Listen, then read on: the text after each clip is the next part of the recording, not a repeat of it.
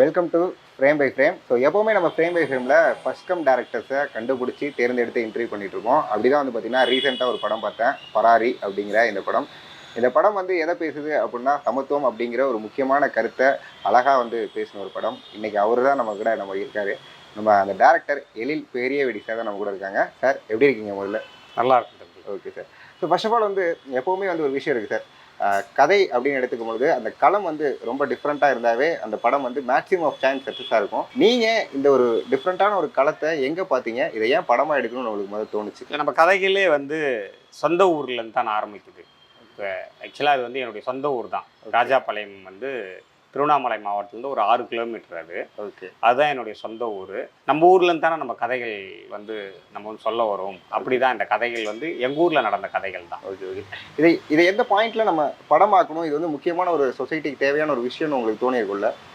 அது ஏன் உங்களுக்கு தோணுச்சு முதல்ல? இல்லை, எனக்கு வந்து நான் சின்ன வயசுலேருந்தே வந்து எனக்கு வந்து எங்கள் அப்பா வந்து தலைவர், ஊர் தலைவர் எங்கள் அப்பா. அதனால் எங்கள் வீட்டில் நிறைய பஞ்சாயத்துகள் நடக்கும். அப்படி நடக்கும்போது அங்கே வந்து அந்த பொலிட்டிக்கல் வந்து எனக்கு வந்து சின்ன வயசுலேருந்தே என் மைண்டில் ரொம்ப ஸ்ட்ராங்காக பதிஞ்சிச்சு. அதுக்கு அந்த நேர்மையான பஞ்சாயத்தாக இருக்கும் அது. அதனால் அங்கேருந்து தான் என்னுடைய அதிலேருந்து படம் பண்ணால் வந்து ரொம்ப ஸ்ட்ராங்காக ஒரு பொலிட்டிக்கல் படமாக இருக்கணும். ஆக்சுவலாக அது எளிய மக்களுக்கான பொலிட்டிக்கலாகவும் இருக்கணும். அவங்க பக்கம் ஒரு அறத்தை தான் பேசணுன்றதுல வந்து ரொம்ப தெளிவாக இருந்தேன். குறிப்பாக இந்த படத்தில் வந்து நாங்கள் பார்க்கும்பொழுது கேஸ்டிங்னு சொல்லலாம் சார். ஃபர்ஸ்ட் ஆஃப் ஆல் நான் கேஸ்டிங்லேருந்து ஆரம்பிக்கிறேன்.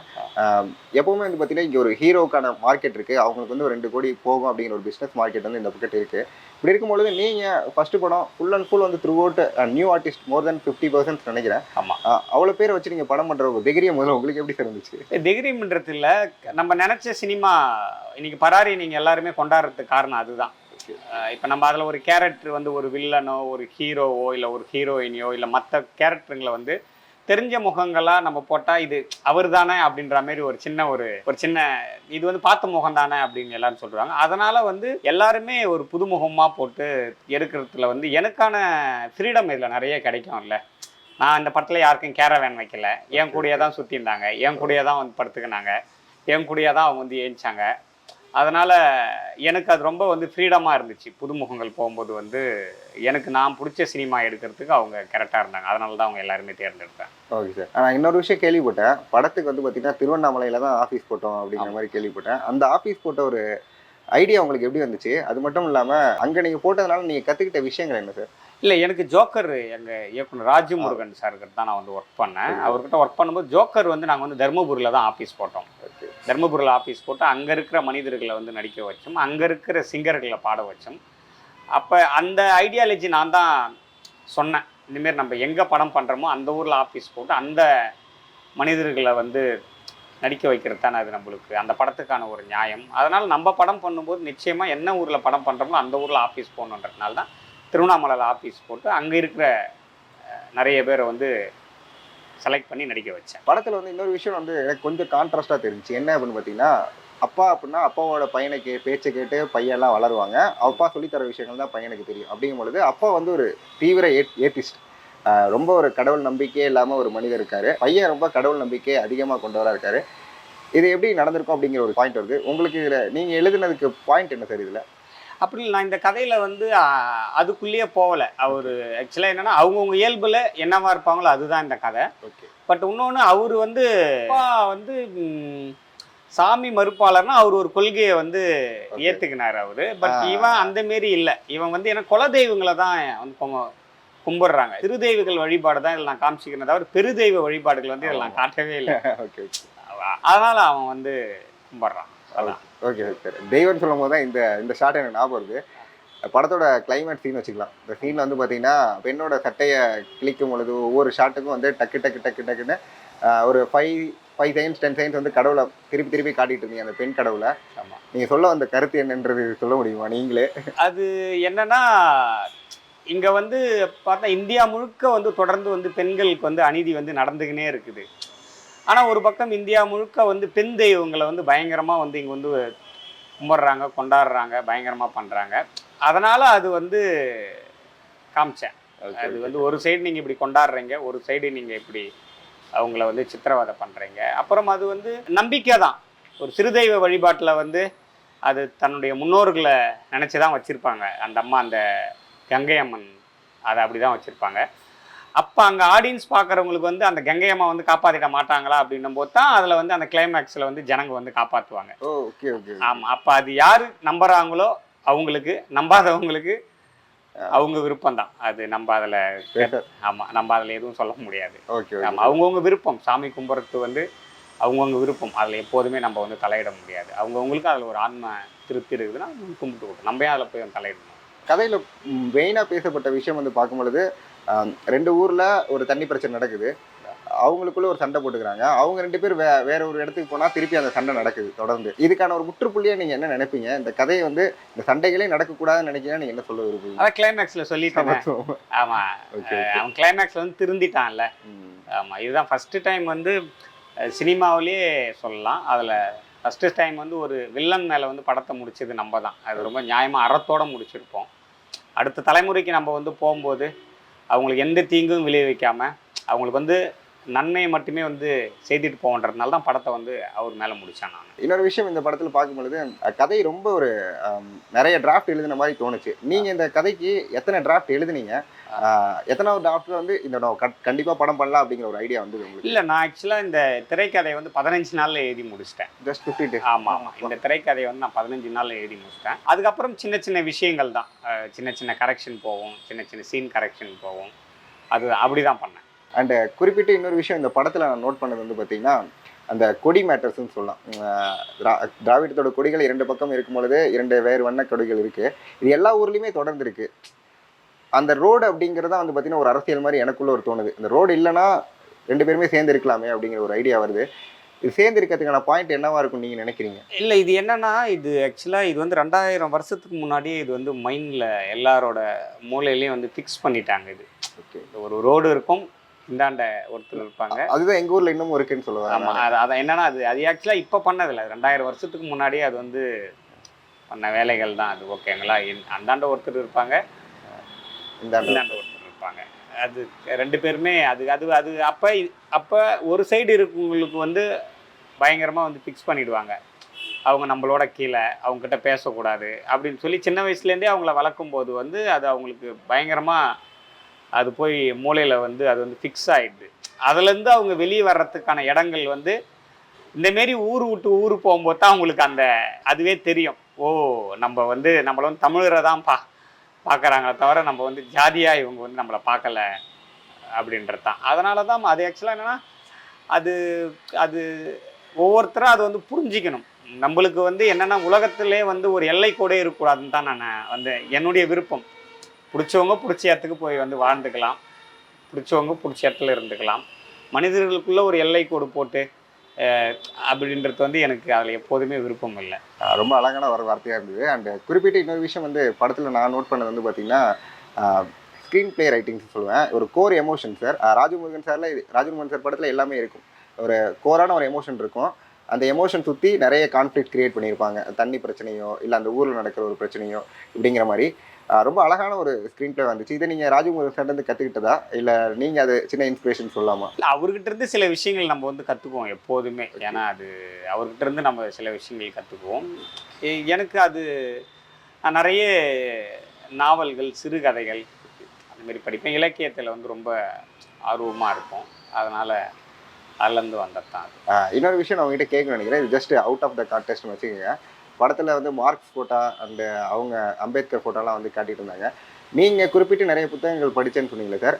அம்பேத்கரோட ஒரு மெயினான ஒரு கொள்கை இது இருந்தால் இன்னமும் சமத்துவம் இருக்கும் அப்படின்னு நீங்கள் நினைக்கிற ஒரு வார்த்தைன்னு என்ன நினைக்கிறீங்க? மனிதனை மனிதனாக நேசி,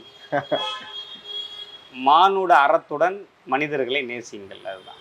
ஓகே சார். இது இருந்தால் இன்னமும் சமத்துவம் நீடித்து நினைக்கிறீங்க? ஆமாம் ஆமாம் ஆமாம், கண்டிப்பாக சார். அண்டு இன்னொரு விஷயம் வந்து சமத்துவம் அப்படிங்கிற ஒரு பாயிண்ட் வந்து இங்கே வந்து படங்கள் பேசும்பொழுது குறிப்பிட்டு ஒரு சாதி மக்கள் தான் படம் எடுக்கிறாங்க அப்படிங்கிற ஒரு பாயிண்ட் வந்து ரொம்ப நாளாகவே இருக்குது. அது இப்போ வந்து ரொம்ப இருக்க மாதிரி எனக்கு தோணிகிட்டு இருக்கு. இதை மாறுமா மாறாதா? யார் வேணாலும் சினிமா எடுத்துடலாம். அது ரொம்ப, ஆனால் இங்கே வந்து ரொம்ப ஈஸி. இவங்க வந்து சினிமான்றது வந்து ஒரு பெரிய மாய பம்பம்னு சொல்லி வந்து கட்டமைச்சிக்கிறாங்க. அப்படிலாம் கிடையாது. இன்றைக்கி வந்து செல்ஃபோன்லேயே படம் எடுத்துடுறாங்க. அதனால் வந்து ரொம்ப வந்து ஈஸி வந்து வந்து சினிமா எடுக்கிறது. இந்த படமே ரொம்ப குறைந்த பட்ஜெட்டில் தான் எடுத்தேன் நான். ஓகே. ரொம்ப ரொம்ப குறைந்த பட்ஜெட்டில் எடுத்த படம் தான் அது. அதனால் அப்படி ஒன்றும் இங்கே எனக்கு அப்படிலாம் இல்லை. இந்தமாரி தான் ஏமாற்றி எல்லாரையும் வச்சுங்கிறாங்க. வந்து யார் வேணாலும் இன்றைக்கி வந்து ஒரு சினிமா எடுக்கிறதுக்கான நிறைய விஷயங்கள் வந்துடுச்சு.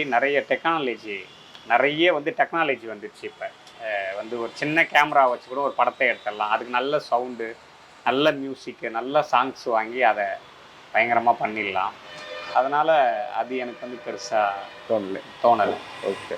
கண்டிப்பாக நீங்கள் சொன்ன வார்த்தை ரொம்ப அழகாக இருக்குது. அண்ட் குறிப்பிட்ட இன்னொரு விஷயம் வந்து நான் பேசணும்னு நினச்சது வந்து பார்த்தீங்கன்னா, உங்ககிட்ட கேட்டு இந்த விஷயத்தை கிளாரிட்டி பண்ணிக்கலாம்னு நினச்சேன். படத்தில் வந்து பார்த்தீங்கன்னா நிறைய கேஸ்டிங்ஸ் பண்ணியிருந்தீங்க சார். நிறைய கேஸ்டிங்ஸ் வந்து பார்த்தீங்கன்னா சில கேரக்டர்ஸ் வந்து ரொம்ப இங்கேருந்து த்ரூ அவுட் வந்து ஃபுல் படத்துக்கு ஜேர்னி பண்ணுறாங்க.